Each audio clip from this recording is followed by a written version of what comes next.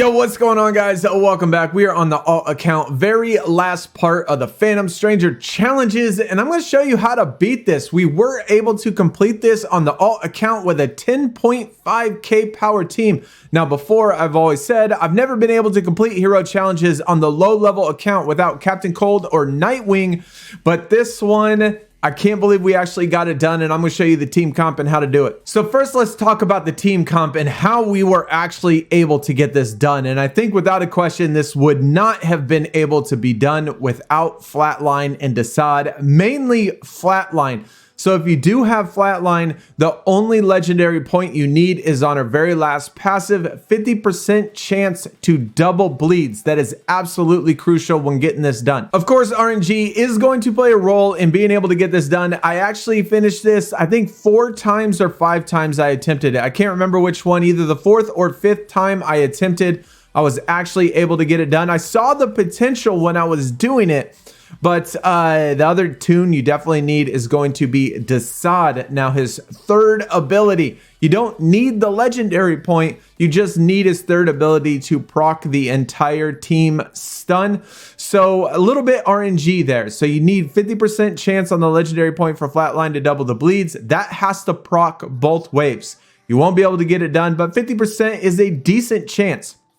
You also need Desaad to stun the entire team on the third ability, and I believe at level 4, which these are level 25 toons, ringed to level 4, I think it's about 60% chance to stun. Other than that, you really don't have to have any legendary points on the other 2 toons. It is nice on Ice, especially on her basic. I think at level 4, it's a 50% chance to stun on our basic, so I always try to stun a toon. If you use the legendary point on our 1, it's applies 3 speed downs. So the 3 speed downs definitely help. And then on her passive, on her legendary point, is stun a random enemy. So getting that extra stun is always helpful too. And then as far as Chemo goes, he is there for the turn meter rewind, apply slows to the entire team, and also more bleeds. So Flatline can double those bleeds as well. So now that we have the basic team comp down and everything you pretty much need in order to get this done. If you do have a low level account and you were able to get this done, let me know in the comments what you were able to use. So like I said, starting this matchup, you do have to have some RNG play a role. You're going to always start with the Flatline and her third ability because you got to apply some bleeds on the enemy team, and then you're always going to start with Desaad on his third ability to try to stun the entire team. Both of those things, well, at least the bleeds are guaranteed from Flatline, and it's going to be her next turn in which she doubles those bleeds. But Desaad has to stun his first turn, and then Ice is going to be there to try to stun as well on her basic, and then Chemo for some turn meter rewind, like I said, and some bleeds as well. So we got the bleeds applied. The stun didn't land, but we did apply slows. Now we apply the stun on the team. The entire team is stunned, and then Chemo rewinds turn meter. And now after this point, this is the point in which the RNG certainly plays a factor. After the Desaad, we have to get another stun from Ice and her basic, and we have to get those double bleeds from Flatline and her passive on the legendary point. Then we got the double bleeds from Flatline's passive. There we got Ice to stun the entire team. So now we got stacks and stacks and stacks of bleeds. And so you still got to stun with the basic. Chemo gets some more bleeds on there. Ice has to get that basic on the red and get that stun on there. And the RNG that plays into effect is, you know, a decent percentage. So it did take me, like I said, 5 times to get this done. But you'll see that once they take the turn after the stuns, they have all those bleeds. Look at their life bar. When I use Nightwing or Captain Cold, it takes me 15 minutes or 20 minutes to get this very last node done.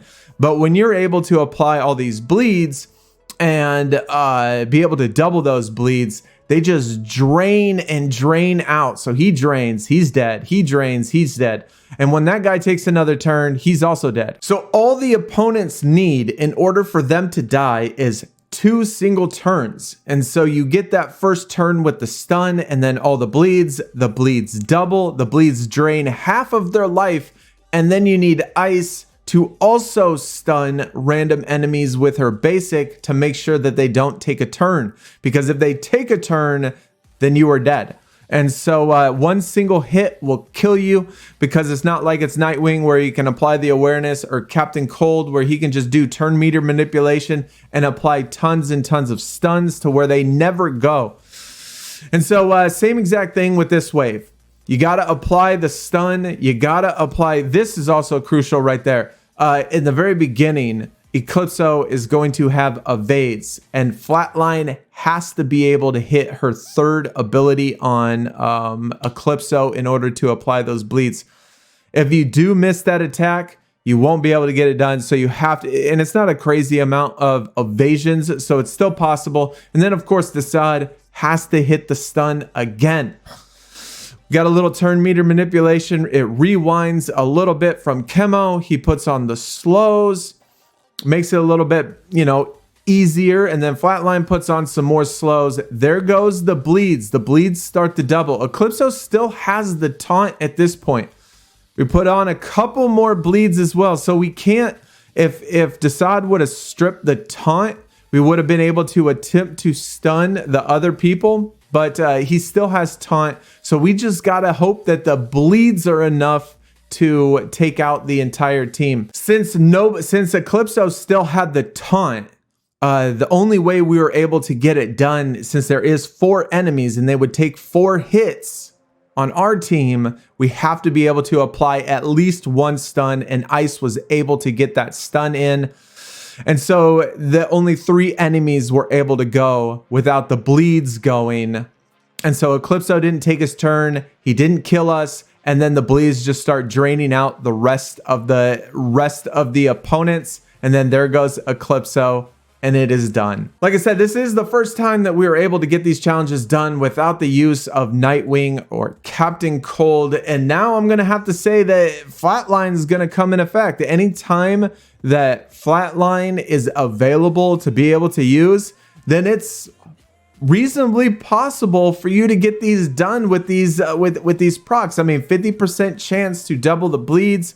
It's weird though in the text. I don't know if it's broken or whatever, but it spreads the bleeds to everybody. I initially thought it would only double the bleeds on the one single tune that had the bleeds, but it actually spreads it to everybody, which is, again, the only reason we're able to get it done. Let me know in the comments if you're able to get this done with a low-powered team. What team comp did you use? Share your knowledge with the community. Post in the comments. This is the one that I used, and it worked really good. Like I said, it could have been even better if at the end, when Desaad used his 2, if he was able to purge that taunt instead of the evasions. That way we would have had the opportunity to stun other tunes instead of just trying to get around Eclipso. But either way though, hopefully you did enjoy. Hit the thumbs up. Hopefully this helped you and you were able to get this done. The last 3 nodes of this part, I used this same strategy, and the last boss node before the final boss node, I didn't use Flatline at all until this very end. But either way though, hopefully you did enjoy. I will see y'all next time. Y'all take it easy. We're out. Peace.